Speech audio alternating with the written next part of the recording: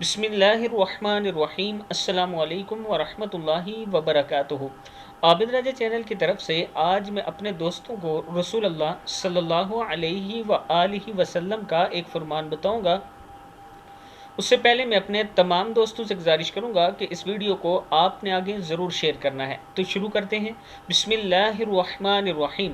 سیدنا ابو ہریرہ رضی اللہ تعالیٰ عنہ کہتے ہیں کہ ہم نے ابو سعید خدری رضی اللہ تعالیٰ عنہ سے کہا، کیا آپ نے رسول اکرم صلی اللہ علیہ وآلہ وسلم سے کچھ یاد کیا ہے جو آپ سلام پھیرنے کے بعد پڑھتے ہیں؟ انہوں نے کہا ہاں۔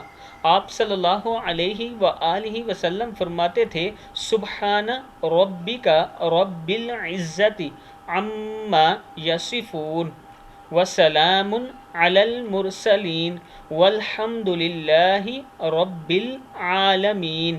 پھر پڑھ لیں، سبحان ربک رب العزت عما یصفون وسلام علی المرسلین والحمد للہ رب العالمین۔